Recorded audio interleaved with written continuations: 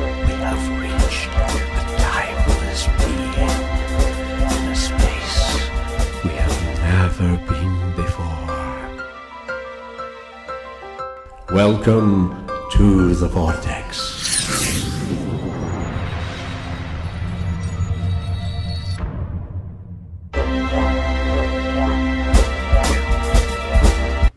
Damn, is that gunshot? Yeah, that's a drive-by, that's alright.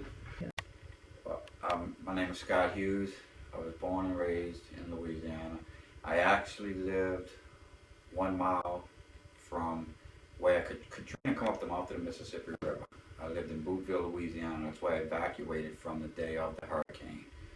Katrina come up the mouth of the Mississippi River and actually took a turn to the west. Where I lived at, they had a 30-foot tidal surge after the storm for 3 to 4 weeks. I evacuated the day of the storm. I ended up in New Orleans, Louisiana. Katrina come through Monday morning, Sunday night. I evacuated out of Venice at 2 o'clock Sunday evening. I ended up in the Superdome in New Orleans, Louisiana. I ended up there because the guy I evacuated with, I grew up with, we commercial fished together. We actually were going to stay behind and ride the storm out. We rode the previous storm before that this year out. We stayed down there. A lot of us would stay down there to protect our assets. When people evacuate from Venice, which where I'm from, there was nothing. When people left, there was no sheriff's department, no law enforcement. They would loot and they would steal a lot. So we were both going to stay behind. The water started coming up so bad that we decided to leave. When we got to New Orleans, How far did it come up before you left? we could get where I'm from. Where in Venice, Louisiana, you could get a strong southeast wind from a tropical storm, and it covers the roads down there. Oh, right. So it was at the point where it came up the highest I've ever seen it. It was already covered the back road, which is Coast Guard Road. It covered that road. You couldn't even get down it no more. You had 5 to 8 foot of water right there. And that was just from the tidal surge before Katrina. At that time, Katrina was in the Gulf of Mexico. So the tidal surge was pushing everybody out of there. I got stuck in traffic in New Orleans. A guy I was with, a good friend of mine, decided to go back and watch our stuff. I got out and went into the Superdome, not thinking for a minute it would get as violent as it got and as deadly as it got. I figured I'd go in there for 1 night, 2 nights at the most, and go back to Venice. But it didn't end up that way. I stayed in the Superdome from day number 1 when they accepted the people in. It's Sunday evening. I'd say I went there probably at about 4:30, 5 o'clock. And I stayed in there to the following Saturday. When I left from there, I left on a bus and ended up in Mesquite, Texas. Scott, when you left where you live, about how long of a drive is it normally from where you live to New Orleans? It's exactly, we are 56 miles south of Jefferson Parish, which Plaquemines Parish is divided by Jefferson Parish. It takes about 1 hour and 30 minutes from where I live from to get to New Orleans. Okay. And when you left to evacuate, were y'all driving through the floodwaters and stuff? There was parts of on the highway where it's lower than other parts where they had water coming over the road already. But that's from your tidal. So it's not actually, once I got up the road, which we call it, with the way we were born and raised, we call it up the road and down the road. Down there's one way in and one way out. Highway 23, which they call Belle Chase Highway. Oh. All right, and that goes 1 mile from where I lived at before the storm. It said, "Welcome to the end of Louisiana." So you were right smack at the Delta region. I lived probably 15 miles from the mouth of the Mississippi River, Southwest Pass, which Katrina come up Southwest Pass. And when it got to the Venice where I lived, it took a turn. It headed towards St. Bernard, which that would be a turn to the east, and it headed to the Gulf Coast.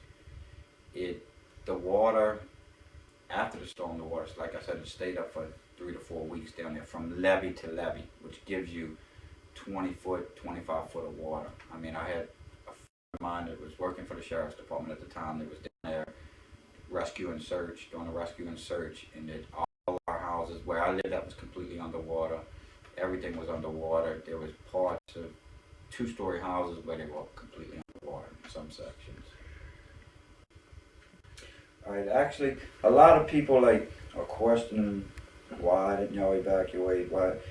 You know, that's a big deal right now. But you got to understand, we've been evacuating all our lives, and for the last 20 years, it was like crying wolf. A lot of people couldn't afford to evacuate. They evacuated 2 times this year before Hurricane Katrina. One hit come up Southwest Pass right before Katrina, and it turned into a tropical storm. I stayed for that one. I rode that storm out. I was stuck in Venice for 3 days without electricity just from a tropical storm.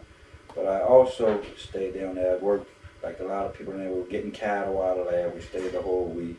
I grew up, born and raised down there. Like I said, we worked a lot of cattle down there, commercial fish.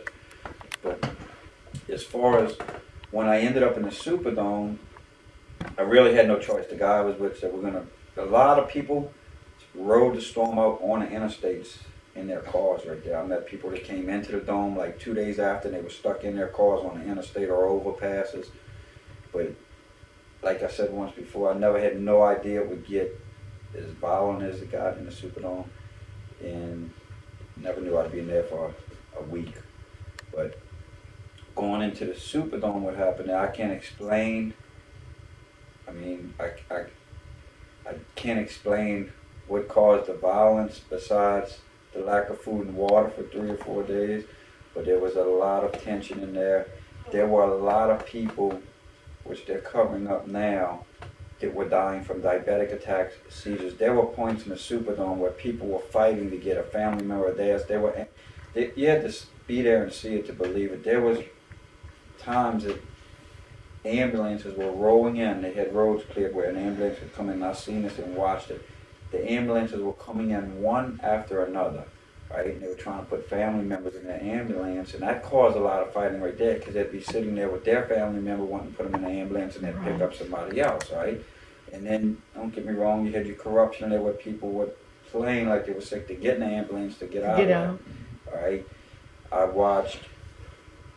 I stayed in there for 6 days. 6 days and 6 days. Anyway, I watched, the first night we went in there, I rode Katrina out in the Superdome. There was nothing wrong. There was probably only 15,000 people in there. The next night, it jumped from 15,000 when the water rose, which Monday evening the water started rising when the levees busted. It rose from 15,000 people. The Superdome holds a maximum of 85,000 people. It rose from 15,000 people to 65,000 people in 24 hours. After that, when we first went in, they had a checkpoint. Metal detectors, they checked for firearms. They made sure nobody had guns on them, alcohol, none of that. After the second day, it got chaotic. You had 65,000 people now in there. Sewage backed up, no lights, no electricity. They were running small generators. No food, no water. Wow. 2 days after the crowd got in there, I think it was on a Wednesday night, it was on a Thursday night, there were a lot of rumors going around about the children getting raped and this and that, which I know was true because I watched people walking around looking for their daughters. They would be holding up a sign looking for their kids. My daughter had a white shirt on, blue jeans. She's 8 years old. A couple hours later, you hear that they found her under the bleachers or something dead, right? I've never seen this with my own eyes, but I can tell you what I did see. I seen people that were caught in the act, allegedly molesting kids, and the military beat them right in front of people and showed them, right, to set an example, which they deserved. They cuffed him and then They high strapped them behind their back, and they beat them right there. We wanted the martial law. with a stick or something? They would beat them with their hands, and they would I seen one guy get beat to a pulp, right, and he deserved it. If they did that to the kids, I have nothing against that, believe me.